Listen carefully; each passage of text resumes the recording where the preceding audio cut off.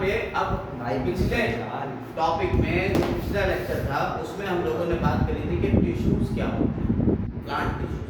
अब हम लोग टिश्यू सिस्टम की बात करेंगे कि टिश्यू सिस्टम, देखिए जब टिश्यूज की बात करें तो हमने बताया था कि मेसेंटेटिक टिश्यू होते हैं और परमानेंट टिश्यू होते हैं। ये टिश्यूज मिलके एक सिस्टम बना है, पूरा प्लांट बनाएंगे तो उसमें सिस्टम, जैसे आपके अंदर ऑर्गन सिस्टम होता है, यहाँ पे टिश्यू सिस्टम है। अब जरा बात करते हैं 2-3 पॉइंट। टिश्यू सिस्टम प्लांट के अंदर रूट में हो सकता है, ठीक है, स्टेम में हो सकता है और लीफ में हो सकता है। ये 3 चीजों में हो सकता है, रूट, स्टेम और लीफ में हो सकता है। तो अब पहले हम इसकी एक जनरल बात कर लेते हैं। एनाटॉमी की बात चल रही है ना, तो एनाटॉमी की जनरल बात करते हैं। देखिए अगर हम एक स्टेम ऐसे करते हैं, ट्रांसवर्सली ऐसे करते हैं, स्टेम को ट्रांसवर्सली कट करें और ऊपर से इसका फोटो लें, तो ये सर्कल के शेप में आएगा स्ट्रक्चर, ठीक है। अब जरा देखिएगा स्टेम और रूट का इन्हीं स्ट्रक्चर को थोड़ा सा यहाँ पे पहले डिस्कस कर लेते हैं, फिर उसके बाद बताएंगे कि टिश्यू सिस्टम कैसा है, ठीक है। देखो सबसे बाहर की तरफ जो स्टेम की लेयर होती है, सबसे बाहर आउटर मोस्ट लेयर, ये चाहे स्टेम हो चाहे रूट हो, एपिडर्मिस कहलाती है, ठीक है। अभी बताएंगे सारी बातें, लेकिन पहले इतनी चीज जान लीजिए फिर बताते हैं टिश्यू सिस्टम क्या है। सबसे बाहर की लेयर क्या है, एपिडर्मिस कहलाती है। इसके अंदर क्या होता है, कॉर्टेक्स लेयर, इसमें क्या होता है, कॉर्टेक्स, चाहे स्टेम हो चाहे रूट। स्टेम में ये कॉर्टेक्स 3 पार्ट में डिवाइड होती है, हाइपोडर्मिस, जनरल कॉर्टेक्स और एंडोडर्मिस, ठीक है। रूट में सिर्फ और सिर्फ कॉर्टेक्स होता है, कॉर्टेक्स के सबसे अंदर वाली लेयर को एंडोडर्मिस कहते हैं, ठीक है, एंडोडर्मिस। ये एपिडर्मिस है, outer most layer, endodermis cortex की इनर मोस्ट लेयर, ठीक। इसके बाद एंडोडर्मिस यहाँ पे मान लीजिए आ गया, कॉर्टेक्स के लास्ट लेयर ये आ गया एंडोडर्मिस। इसके बाद आती है एक लेयर जिसे कहते हैं पेरिसाइकिल, क्या कहते हैं, पेरिसाइकिल। और पेरिसाइकिल के अंदर वैस्कुलर बंडल, अच्छा अगला समझना, वैस्कुलर बंडल जो पेरिसाइकिल के अंदर होते हैं क्या कहते हैं, वैस्कुलर बंडल। और वैस्कुलर बंडल में जाइलम फ्लोएम होता है, कुछ कहेंगे हम ये। अगर ये रूट होती, अगर ये रूट होती तो जाइलम और फ्लोएम कुछ इस तरीके से होते, देखिए रहिएगा बहुत ध्यान से। अगर ये रूट होती तो ये जाइलम था और इसके बीच बीच में फ्लोएम, यानी जाइलम और फ्लोएम अलग अलग रेडियाई के ऊपर होते हैं, रेडियस के ऊपर, क्लियर, क्लियर। अगर यही स्टेम होता तो हम इसको स्टेम अंदर वाला एरिया बाहर बनाते, बाहर अलग बना देते हैं। ये स्टेम होता तो यहाँ पे जाइलम और फ्लोएम एक ही रेडियस पे होते हैं। देखो यहाँ जाइलम फ्लोएम अलग अलग रेडियस में है, इस रेडियस के ऊपर जाइलम है, इस रेडियस पे जाइलम, ऐसे ही इस रेडियस पे फ्लोएम है, इस रेडियस पे फ्लोएम है ना।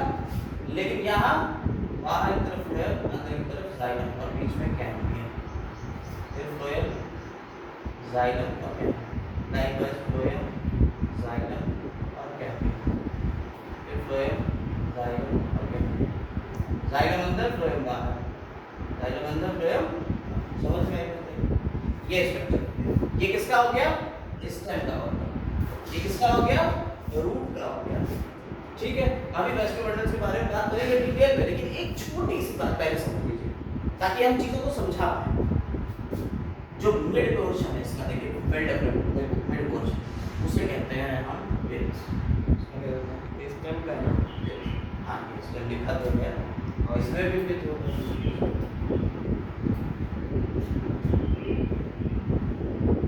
आएगा, याद करिए। एपिडर्मिस के ऊपर ये रूट और स्टेम की बात हो रही है, इधर रूट की बात कर देते हैं, लेकिन रूट में ये 3 पार्ट में नहीं होगा, सिर्फ कॉर्टेक्स होगा, कॉर्टेक्स की inner most layer endodermis, general cortex नहीं होगा, हाइपोडर्मिस नहीं होगा। इसके एपिडर्मिस के ऊपर हेयर लाइक स्ट्रक्चर होते हैं, यहाँ पे रूट होती तो इसे रूट हेयर कहते हैं, स्टेम होता तो स्टेम हेयर कह देते हैं। स्टेम हेयर को ट्राइकोम भी बोलते हैं। अगर ये स्टेम होता तो ट्राइकोम कहते हैं इसे, ठीक है। अगर रूट होगा तो रूट हेयर कह देते हैं, सिंपल सी बात। अब अगर लीफ की बात करी जाए तो लीफ जो होती है वो इससे बिल्कुल अलग।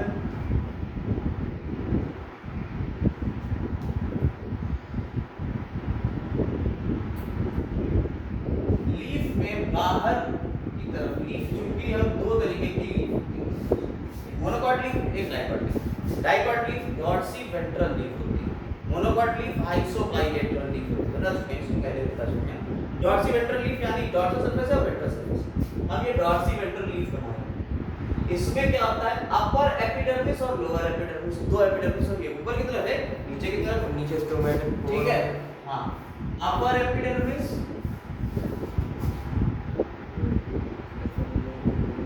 और यहाँ लोअर एपिडर्मिस, और बीच में जितनी भी सेल्स होंगी उनको कंबाइंडली कह देंगे मेसोफिल लेयर।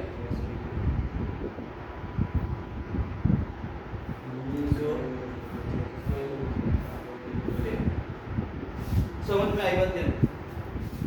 इसमें होता है जाइलम और फ्लोएम, यहाँ जो वेन्स होती है उनमें जाइलम और फ्लोएम। अब आपको टिश्यू सिस्टम के बारे में थोड़ी जानकारी दे दें। ये एक जनरल सी बात है, अभी हम इनके और स्ट्रक्चर बनाएंगे, लेकिन एक जनरल सी बात हमें बतानी है।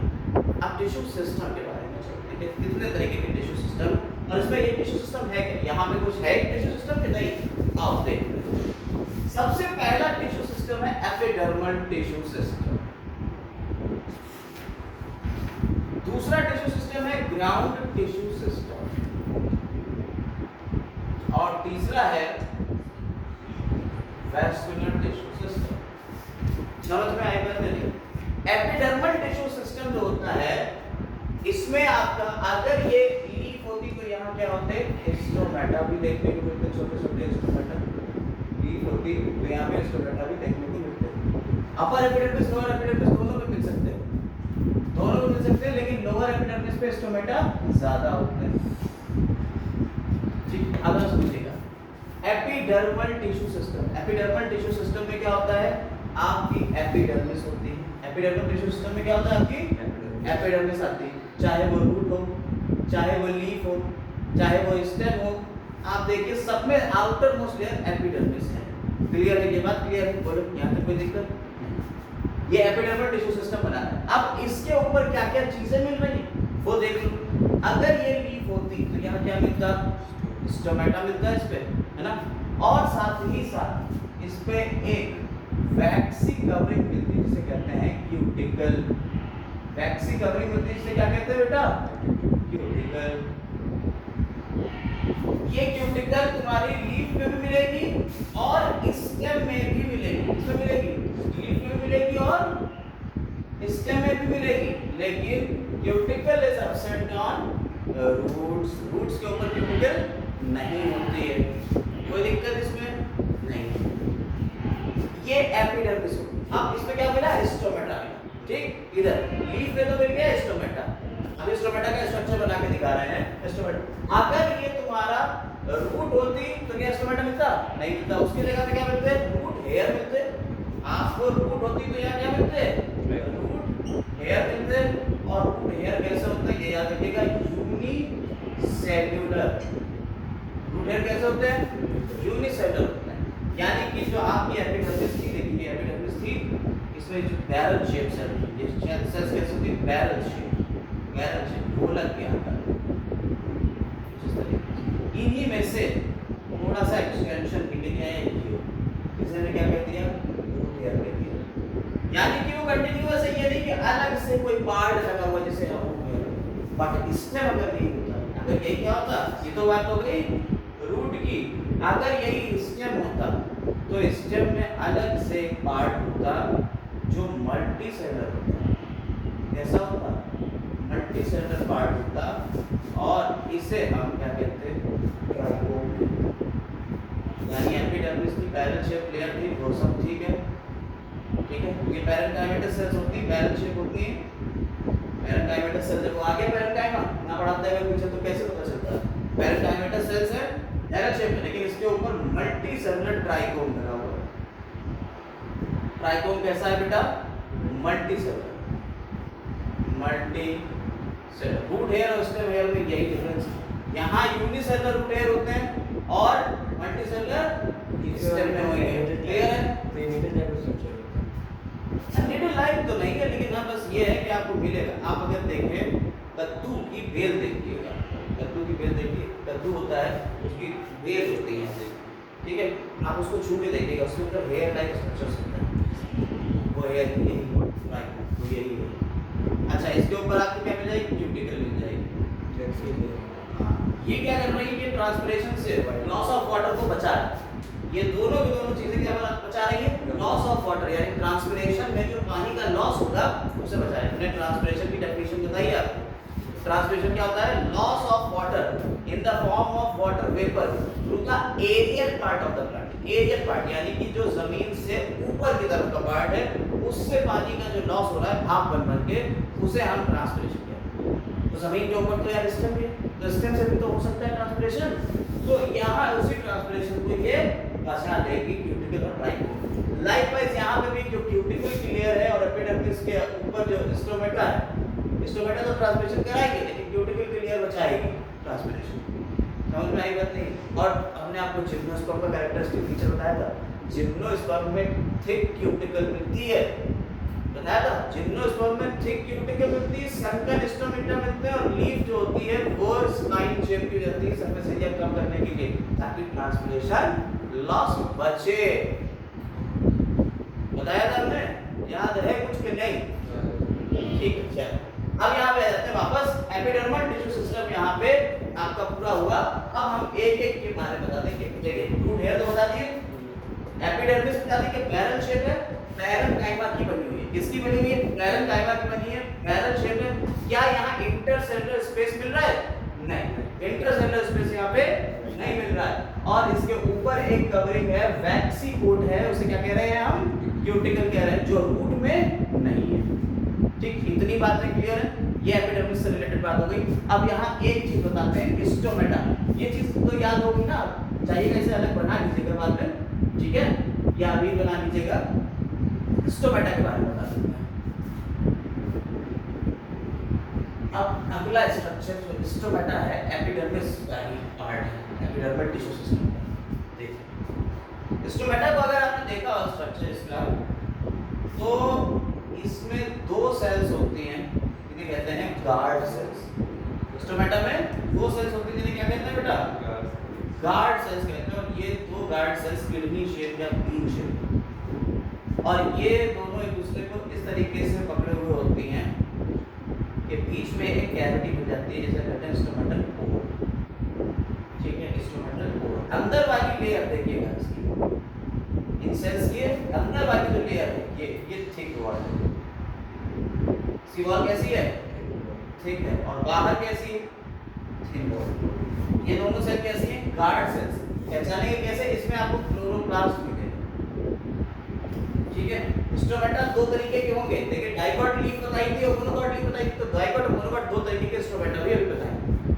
इसके आसपास जो सेल्स होती हैं उन्हें, वो भी स्पेशलाइज्ड होती हैं, उन्हें हम कहते हैं सबसिडरी सेल्स। क्या कहते हैं? सबसिडरी सेल्स कहते हैं।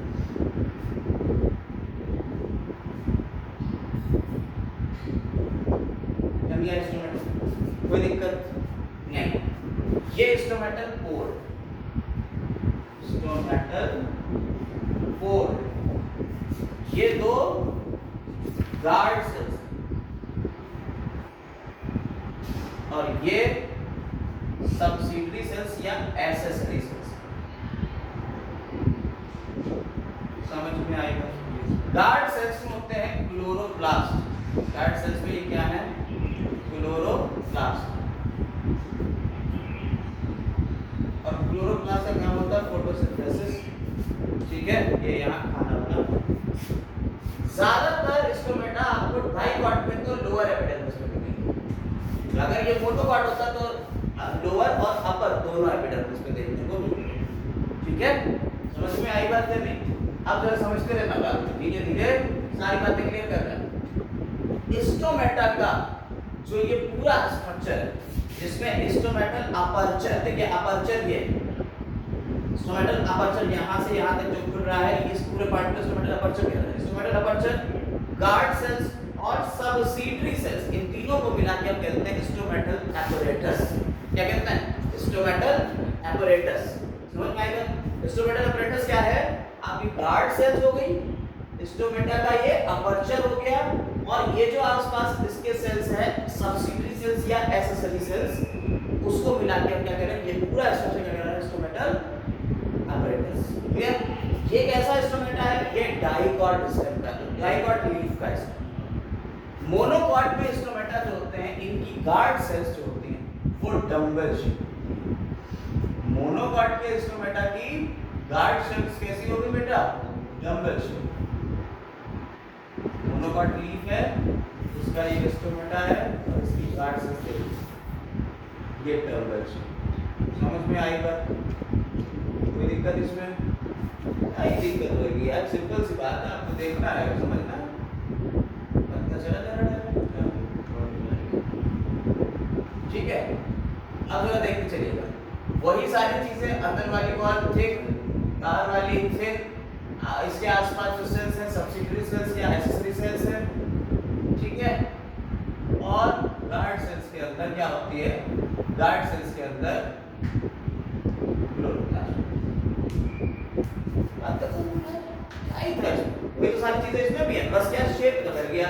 ये डबल शेप हो गई और ये किडनी शेप या बीन शेप हो गई।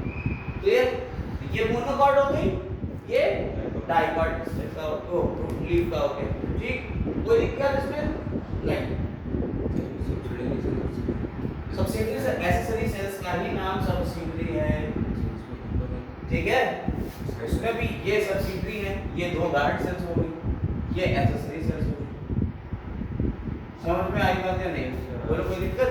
और ये क्लोरोप्लास्ट। अच्छा, इसमें एक क्वेश्चन पूछा जाता है स्टोमेटा की ओपनिंग और क्लोजिंग के ऊपर।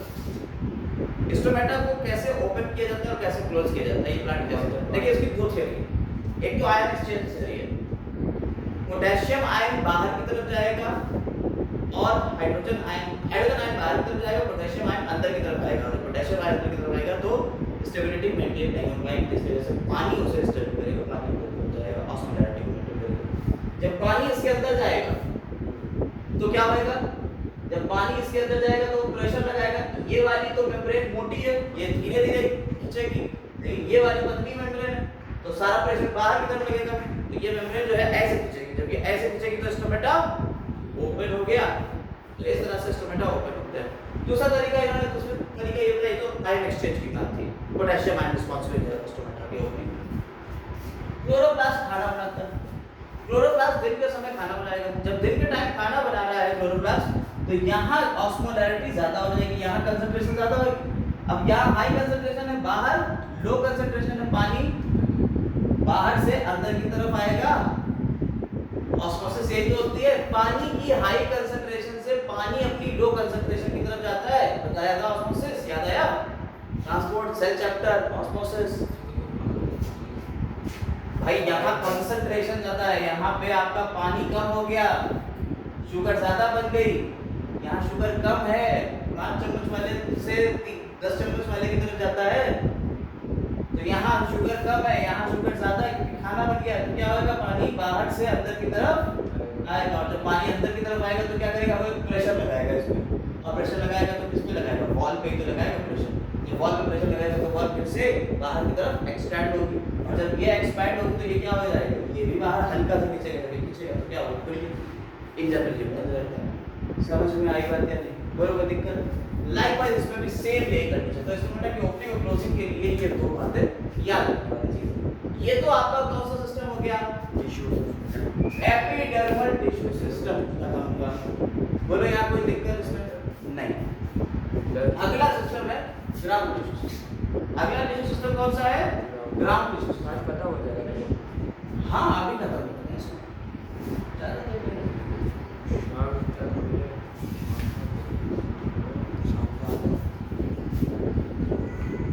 शाम को आना है। हाँ, 2-3 दिन बचे।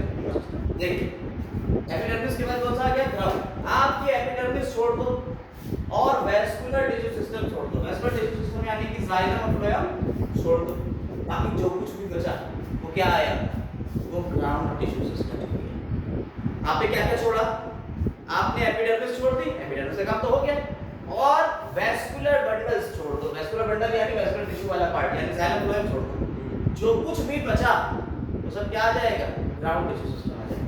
यानी सबसे बाहर लेयर आपकी कौन सी थी, एपिडर्मिस थी, उसके अंदर कौन सी थी, कॉर्टेक्स थी, कॉर्टेक्स थी, इसके अंदर कौन सी थी, कॉर्टेक्स थी, इनर मोस्ट लेयर कौन सी थी, एंडोडर्मिस थी,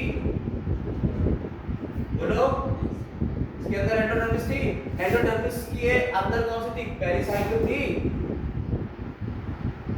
अब पेरिसाइकिल के बाद तो आ जाता था वेस्कुलर बंडल, लेकिन उसके अंदर जो बीचों बीच का एरिया पड़ता था उसे क्या कहते थे, पिच, उसे पिच कह दिया था।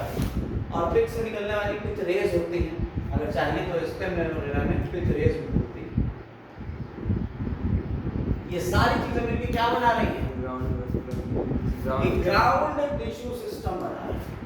नहीं समझे मेरी बात को, ग्राउंड टिश्यू सिस्टम समझ में आया, ये किस में था, ये तो तुम्हारा रूट और स्टेम की बात हो गई, लेकिन अगर टिश्यू की लीफ की बात होगी तो वहां तो ये जो चीजें होती नहीं, कॉर्टेक्स ऑर्टेक्स, वहां क्या होता है, वहां अभी हमने आपको बताया कि लीफ में कुछ इस तरीके से स्ट्रक्चर था, ये तो एपिडर्मिस था, ये तो एपिडर्मल टिश्यू सिस्टम हो गया। इसके बाद ये जो बचेगा, जो भी मेसोफिल की लेयर होगी वो पूरा ग्राउंड टिश्यू सिस्टम ही तो है इसका, जाइलम फ्लोएम को छोड़ दो वेस्कुलर बंडल, बाकी जो मेसोफिल की लेयर है वो पूरी क्या है, वो ग्राउंड टिश्यू सिस्टम ही तो बना रही है। नहीं समझे बात को, कोई दिक्कत इसमें, या ये तो बिल्कुल फर्जी। इसमें एक टर्म आता है स्टील, अभी पढ़ेंगे हम लोग स्टील। एंडोडर्मिस के अंदर जितना भी स्ट्रक्चर है उसे हम स्टील बोलेंगे, अभी बताएंगे आगे पढ़ेंगे, मतलब रूट सिस्टम और लीफ की एनाटॉमी पढ़ेंगे तब पढ़ेंगे। तो आपने ये समझ लिया ग्राउंड टिश्यू सिस्टम क्या है पूरा, कोई दिक्कत इसमें, ग्राउंड टिश्यू सिस्टम में कोई दिक्कत तो नहीं, देखो कोई जॉइंट के बारे में देखिए। अब यहाँ वेस्कुलर टिश्यू सिस्टम के बारे में बात करेंगे। वेस्कुलर टिश्यू सिस्टम जो होता है, दो चीजें होंगी, एपिडर्मल टिश्यू सिस्टम और ground tissue system. Vascular tissue system जिसमें वेस्कुलर बंडल आएंगे, जाइलम और फ्लोएम, जाइलम और फ्लोएम को मिला के तो कहते हैं वेस्कुलर बंडल्स, ठीक है, लेकिन कभी कभी कैम्बियम भी आ जाता है, ठीक। ये बेसिकली तीन तरीके का है, अगर आप तीन तरीके देखें बड़े बड़े मेजर तो बोन जॉइंट है, कंसेंट्रिक है और रेडियल, ये तीन तरीके का होता है मेजर है। देखिए इनको सब कैटेगराइज कर दिया, अलग अलग बांट दिया। कॉन्जॉइंट जो होता है आपको स्टेम में देखने को मिलेगा जब जाइलम और फ्लोएम एक ही पेरिफेरी के ऊपर हो। हमने आपको बताया था स्टेम में जाइलम और फ्लोएम एक ही पेरिफेरी पे हो, सॉरी एक ही रेडियस पे, अंदर जाइलम बाहर फ्लोएम ऐसे, फिर ये जाइलम और फ्लोएम ऐसे। अगर इस तरीके से हैं, ठीक है, हर रेडियस के ऊपर दोनों मिल रहे हैं, तब तो इसे क्या कह देंगे, कॉन्जॉइंट कहते हैं। अगर हर रेडियस पे अलग अलग चीजें मिलती, जैसे एक ये रेडियस होगी, ये है, ये रेडियस होगी, जाइलम अभी बनाया था, ठीक है, और दूसरी रेडियस एक ये होगी, इस पे क्या मिल रहा है, फ्लोएम मिल रहा है। एक ये रेडियस है, इस पे क्या मिल रहा है, फ्लोएम मिल रहा है, समझ में आया? यानी अलग अलग रेडियाई के ऊपर जाइलम और फ्लोएम मिल रहे हैं, then it is called radial vascular bundle. Radial vascular bundle characteristic feature है रूट्स का, याद रखिएगा, रूट्स में रेडियल वेस्कुलर बंडल ही देखने को मिलेगा। अगर कहीं आपको कोई कटिंग दे दी गई, प्रैक्टिकल्स वगैरह भी तो होते हैं, तो कभी माइक्रोस्कोप के अंदर कोई कटिंग दिखाई जा रही है, उसमें स्टेम आपको दिया क्या, रूट दी गई है, पता करना है कि रूट है, तो कैसे पता करोगे, वेस्कुलर बंडल चेक करो। अगर रेडियल होगा वेस्कुलर बंडल तो कैसा है, वो रूट है। अगर रेडियल नहीं है तो कैसा है, या तो कॉन्जॉइंट हो सकता है या कंसेंट्रिक हो सकता है। क्लियर है मेरी बात? तो कंसेंट्रिक में क्या होता है, जाइलम और फ्लोएम जो होते हैं वो एक सेंटर में आ जाते हैं, यानी एक को घेरे हुए दूसरा होता है, तब हम इस कंडीशन क्या कहते हैं, कंसेंट्रिक कह देते हैं। देखिए जो हमने शेडेड पोर्शन बनाया हुआ है वो जाइलम, तो शेडेड पोर्शन में वो क्या है, वो जाइलम। देखिए अब हम कॉन्जॉइंट को एक बार लेके चलते हैं। ये कॉन्जॉइंट को दो फर्दर पार्ट में बांटा गया, कोलेट्रल और बाइकोलेट्रल।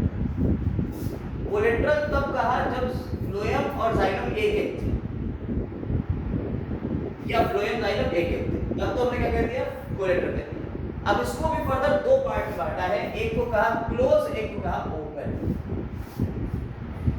क्लोज तब होगा जब बीच में कैम्बियम नहीं मिल रहा है, जाइलम फ्लोएम के बीच में, जाइलम फ्लोएम के बीच में अगर कैम्बियम नहीं मिल रहा है then it is called close collateral conjoint vascular bundle. नहीं समझे?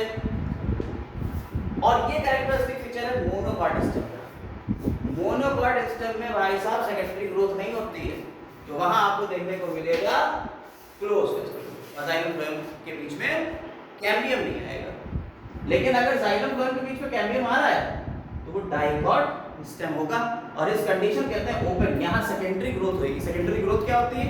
जिसके थ्रू प्लांट अपनी थिकनेस को बढ़ाता है, चाहे वो रूट की थिकनेस हो चाहे वो स्टेम की थिकनेस हो, ठीक है, वो बढ़ाता है। लेकिन इसमें सेकेंडरी ग्रोथ देखने को नहीं मिलेगी और इसमें देखने को मिलेगी। कुकुरबिटेसी एक ऐसी फैमिली है, कुकुरबिटेसी कद्दू की फैमिली। इसमें क्या होता है? बाइकोलेटरल टाइप का वैस्कुलर बंडल देखने को मिलता है, जो कॉन्जॉइंट है वो कैसा है? बाइकोलेटरल। इसमें क्या हो रहा है? आउटर और inner phloem, outer inner cambium है और बीच में बेचारा बैठा हुआ है दबा हुआ जाइलम। यानी जाइलम एक और दो तरफ से कैम्बियम और फ्लोएम इसको घेर, दैट इज कॉल्ड बाइकोलेटरल। यहाँ खाली कोलेटरल क्योंकि एक कैम्बियम एक जाइलम, यहाँ दो जाइलम दो फ्लोएम, दो जाइलम दो फ्लोएम, बेचारा एक सॉरी दो फ्लोएम और दो कैम्बियम, बीच में एक जाइलम बेचारा भरा पड़ा हुआ है। तो इस कंडीशन क्या कहेंगे? बाइकोलेटरल कहते हैं। कोई दिक्कत इसमें? अब आते हैं कॉन्सेंट्रिक। कॉन्सेंट्रिक का मतलब है एक चीज को घेरे हुए कोई दूसरी चीज, यानी जाइलम को घेरे हो सकता है फ्लोएम या फ्लोएम को घेरे हो सकता है जाइलम। हमने आपको शेडेड पोर्शन बना के दिखाया, वो क्या है? जाइलम। तो जाइलम जो है उसमें यहाँ पे देखिए जाइलम फ्लोएम को घेरे हुए और यहाँ फ्लोएम जाइलम को घेरे हुए। अगर जाइलम फ्लोएम को घेरे हुए तो एम्फी वेसल, वेसल्स किसमें होती है? जाइलम में होती है, एम्फी वेसल। और अगर फ्लोएम में घेरे हुए जाइलम को तो उसे कहते हैं एम्फीग्राइवल। ठीक, एम्फीग्राइवल प्लस को हाइड्रोसेंट्रिक भी कहते हैं। हाइड्रो का मतलब क्या? जो पानी को ले जा रहा है उसे हम क्या कहते हैं? हाइड्रो वाला, यानी जाइलम सेंटर में हाइड्रोसेंट्रिक। और इसे क्या कहते हैं? इसे लेप्टोसेंट्रिक कहते हैं, लेप्टोसेंट्रिक। क्योंकि फ्लोएम का दूसरा नाम, फ्लोएम का दूसरा नाम होता है लेप्टोम। फ्लोएम का दूसरा नाम क्या होता है? लेप्टोम। इसलिए लेप्टोसेंट्रिक यानी फ्लोएम बीच में घिरा हुआ है और आसपास उसको घेरे हुए है जाइलम घेरे हुए। ये कंडीशन आपको देखने को मिलती है यक्का और ड्रेसिना। नाम याद करना बस आपको जो बोल रहे हैं उतना ही। और ये कंडीशन देखने को मिलती है हाइड्रिना और राइजोम ऑफ फर्न्स। फर्न को थैलस याद आया? टेरिडोफाइट फर्न, उसके राइजोम में तुम्हें देखने को मिलेगा एम्फीग्राइवल। राइजोम तो होता है अंडरग्राउंड सिस्टम को राइजोम कहते हैं। फर्न तो जिस तरीके से मैंने बताया था कि फर्न में यहाँ पे अंडरग्राउंड सिस्टम होता है, इससे लीफ निकली हुई होती है और एक बड़ी सी कुछ जाती है, ये इस तरीके से इसमें सुखाई होती है। बताया था क्लियर स्ट्रक्चर क्या है? इससे राइजोम राइजोइड्स निकलते हैं। This is called rhizome, underground system होता है। लेकिन इसकी अब कोई चर्चा नहीं हो रही है, अगर सिर्फ हम आपको जो पढ़ा रहे हैं वो समझिए। रेडियल भी समझ में आ गया, ठीक है? तो अब आपके सारे तरीके के वैस्कुलर बंडल हो गए, ये वैस्कुलर टिश्यू सिस्टम भी खत्म। कोई दिक्कत इसमें? बताओ, जरा सी भी कोई दिक्कत? भाई एग्जांपल्स बहुत पूछे जाते हैं, तो एग्जांपल सही से तैयार कर लेना, ठीक है?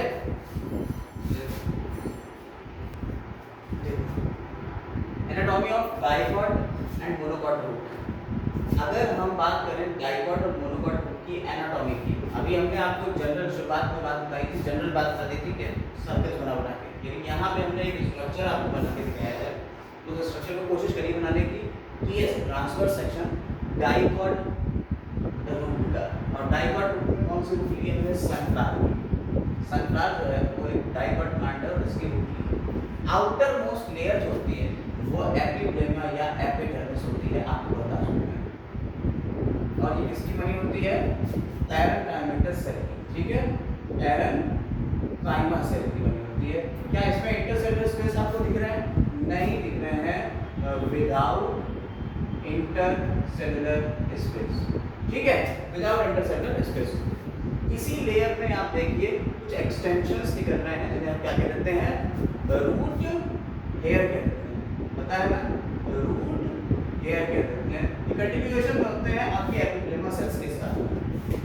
इसके नीचे का जो पोर्शन है उसे हम कॉर्टेक्स कहते हैं। ये एक थिन वॉल होता है, पैरेन्काइमा का बना हुआ है और इसमें इंटरसेलुलर स्पेसेस मिल रहे हैं। इसमें क्या मिल रहा है, इंटरसेलुलर स्पेसेस मिल रहे हैं, और वाले में नहीं मिल रहे थे। ये भी पैरेन्काइमा का बना हुआ है। हमने टिश्यू में आपको बताया था पैरेन्काइमा पैकेजिंग टिश्यू बीच बीच में मिलता रहेगा। इसके अलावा पैरेन्काइमा यहाँ पे डिवाइड भी हो सकता है, अगर सेकेंडरी ग्रोथ करना होगी तो वो डिवाइड भी हो सकता है, यहाँ पे नहीं, इस टाइम, ठीक है। इसके अलावा जो इसकी लास्ट लेयर होती है ना, सबसे अंदर वाली कॉर्टेक्स की सबसे अंदर वाली लेयर, ये कुछ बैरल शेप सेल्स होती हैं। कैसे होती हैं, बैरल शेप सेल्स होती हैं और इनमें इंटरसेलुलर स्पेस नहीं होता, सिर्फ एक लेयर है, एक लेयर है पूरे में। ये बैरल शेप सेल्स हैं, जिस तरीके से ये बैरल शेप सेल्स हैं, और ये इसमें कोई इंटरसेलुलर स्पेस नहीं होगा। समझ में आएगा कि पूरा इसमें घेरे हुए हैं। हमने पूरा नहीं बनाया, आधा आधा बना दिया, ठीक है। इन सेल्स के टेंजेंशियल और रेडियल वॉल के ऊपर, टेंजेंशियल और रेडियल वॉल के ऊपर क्या होता है, एक थिक वैक्सी लेयर की कवरिंग होती है, और वो वैक्सी लेयर किसकी बनी होती है, सुबेरिन की बनी होती है। किसकी बनी होती है, सुबेरिन की एक लेयर होती है। तो यहाँ पे लेयर है, यहाँ लेयर है, हर सेल के ऊपर टेंजेंशियल और रेडियल वॉल के ऊपर अगर लेयर है सुबेरिन की, तो पूरी एक स्ट्रिप लाइक स्ट्रक्चर नहीं बना देगा, तो किसी पट्टी जैसी नहीं चढ़ी हुई, उस स्ट्रिप को कहते हैं कैस्पेरियन स्ट्रिप। कैस्पेरियन स्ट्रिप कहते हैं। कैस्पेरियन स्ट्रिप क्या है, सुबेरिन की बनी हुई वैक्सी लेयर है, ये पानी को आने जाने नहीं देगी। समझ में आई बात क्या नहीं, आप जरा समझिएगा। और आगे इसके नीचे कुछ लेयर्स हमने ये आपको ग्रीन और रेड कलर से दिखाई हुई है, ये पूरी एक ही लेयर है, ठीक है। ये कुछ लेयर मोटी यहाँ पे होती है पेरिसाइकिल। पेरिसाइकिल जो होती है ये भी थिक वॉल्ड पैरेन्काइमेटस से होती है। और इनिशिएशन ऑफ लेटरल रूट्स, हमने आपको बताया था लेटरल रूट्स और लेटरल ब्रांचेस। भाई रूट्स में हमने बताया था प्राइमरी रूट होती है, फिर सेकेंडरी रूट होती है, मॉर्फोलॉजी में बताया था, और इसी से टर्शियरी रूट निकलती है, बताया था। तो जो लेटरल रूट्स निकल रहे हैं ना, इससे लेटरल रूट्स, इनकी ओरिजिन एंडोजिनस होती है। कैसे होती है, एंडोजिनस, यानी कि पेरिसाइकिल से बनना शुरू होती है रूट्स, और इससे बनते हुए बाहर की तरफ निकल जाती है। तो रूट की लेटरल रूट्स की ओरिजिन कैसी होगी, एंडोजिनस। क्लियर, यहाँ तक क्लियर। इसके जस्ट अंदर आपको जाइलम और फ्लोएम मिलेंगे, अलग अलग पेरिफेरी के ऊपर। यहाँ आपको जाइलम मिल रहा है, बीच बीच में फ्लोएम मिलेगा। जाइलम मिल रहा है, बीच बीच में क्या मिलेगा, फ्लोएम मिलेगा। जाइलम मिल रहा है, बीच बीच में फ्लोएम। तो जाइलम फ्लोएम अलग अलग रेडियस में मिल रहे हैं, यानी रेडियल वेस्कुलर बंडल होता है। हमने आपको बताया रेडियल टाइप का ये रूट का कैरेक्टरिस्टिक फीचर, चाहे डाइकॉट हो चाहे मोनो। लेकिन डाइकॉट रूट में क्या होता है, ये जाइलम फ्लोएम है, ये 4 से ज्यादा नहीं होते सेट। टेट्रार्च कंडीशन होती है, ठीक है। हेक्सार्च कंडीशन मोनोकॉट मिलेगी, 6 मिलेंगे या उससे ज्यादा मिलेंगे। यहाँ 4 तक मिलते हैं। वेस्कुलर बंडल कितने मिलते हैं, 4 मिलेंगे, सिर्फ और सिर्फ 4। ये कैरेक्टरिस्टिक किसका है, डाइकॉट का। मोनोकॉट में 6 या उससे ज्यादा मिलते हैं। क्लियर हो गई मेरी बात। इसके बाद इसमें जाइलम फ्लोएम, जाइलम की बात करी जाए तो प्रोटोजाइलम बाहर की तरफ है, प्रोटोजाइलम बाहर की तरफ है, और मेटाजाइलम अंदर की तरफ है। मेटाजाइलम अंदर की तरफ है। ये कंडीशन कहलाती है endarch condition, sorry exarch condition कहलाती है। इसे क्या कहते हैं, एक्सार्च कंडीशन कहते हैं। देखिए यहाँ प्रोटोजाइलम बाहर की तरफ और मेटाजाइलम अंदर की तरफ है, इस कंडीशन को हमने कह दिया एक्सार्च कंडीशन। एक्सार्च कंडीशन का दूसरा नाम है सेंट्रीपिटल। अगर आप कहा जाए एक्सार्च कंडीशन या सेंट्रीपिटल, तो ये किसको मिलेगा, रूट्स में देखने को मिलता है। ये रूट का कैरेक्टरिस्टिक फीचर है, उसका नाम है एक्सार्च ग्रुप है। एक्सार्च किसको मिलेगा, रूट्स में। एंडार्च किसको मिलेगा, स्टेम में। सेंट्रीपिटल किसको मिलेगा, रूट्स में। सेंट्रीफ्यूगल किसमें मिल जाएगा, स्टेम में, ठीक है। सेंट्रीफ्यूगल स्टेम में मिलता है, यानी वहां इसका रिवर्स हो जाता है। अच्छा, इसमें बीच बीच में कुछ स्पेशल टाइप की सेल्स मिलती है पैरेन्काइमा की ही बनी, जाइलम और फ्लोएम के बीच बीच में, उन्हें कह देते हैं कंजक्टिव टिश्यू। ये पैरेन्काइमा का बना हुआ, ये पूरा एक डाइकॉट रूट का स्ट्रक्चर हो गया। अब बचा क्या है इसमें डिफरेंस बचा है मोनोकॉट से क्या इसमें फर्क होता है, ठीक है। डाइकॉट का तो हो गया, मोनोकॉट में क्या फर्क होता है। एक फर्क हमने आपको बताया, क्या बताया, एक फर्क हमने आपको अभी बताया कि यहाँ पे डाइकॉट में 4 मिलेंगे बंडल जाइलम फ्लोएम के, और मोनोकॉट में क्या मिलता है, 6 मिलते हैं। हेक्सार्च कंडीशन मिलती है या पॉली आर्च मिलती है, मोर देन 6 भी हो सकते हैं, ठीक है। इसके अलावा मोनोकॉट में पिथ जो होता है लार्ज होता है, यहाँ डाइकॉट में पिथ जो है, ये देखिए मिड पोर्शन है पिथ, ये भी पैरेंकाइमा बना हुआ है, या तो बहुत ही छोटा होगा, कम होगा, या इनकॉन्स्पिक्यूअस होगा, ठीक है। तो यहाँ पे या तो बहुत छोटा होगा और मोनोकॉट में बड़ा होगा, डाइकॉट में ये छोटा होगा और मोनोकॉट में बड़ा हो जाएगा, ठीक। और डाइकॉट रूट जो होती है, इसमें डाइकॉट रूट में सेकेंडरी ग्रोथ होगी, हमने बताया सेकेंडरी ग्रोथ के थ्रू ये बढ़ेंगे, मोनोकॉट रूट में सेकेंडरी ग्रोथ नहीं मिलती है। इतनी बातें आप याद रखिएगा। एक पॉइंट और बचा, एक पॉइंट जो बचा है वो यहाँ पे फ्लोएम पैरेंकाइमा का है। देखिए जाइलम जो बना होता है, आपको पता है कि जाइलम बना होता है किससे, ट्रैकीड्स, वेसल्स, जाइलम पैरेंकाइमा और जाइलम फाइबर्स से, ठीक है। ये हमने टिश्यू बताया था। फ्लोएम बना होता है sieve tubes, companion cells, phloem parenchyma और फ्लोएम फाइबर्स से, ठीक। मोनोकॉट में क्या नहीं होता है, मोनोकॉट में फ्लोएम पैरेंकाइमा एब्सेंट होता है, ये मोनोकॉट में फ्लोएम पैरेंकाइमा एब्सेंट होता है। इस पॉइंट को याद रखिएगा। बाकी हमने डिफरेंसेस दोनों को बता दिए हैं आपको। मोनोकॉट अगर रूट का एग्जांपल लिया जाए तो वीट ले सकते हैं, वीट का एग्जांपल है, वीट मोनोकॉट की प्लांट होता है। यहाँ तक के लिए बस इतना ही। अब अगली चीज बची स्टेम और लीफ, इसको और कवर करेंगे अगले पार्ट में। इस पार्ट में बस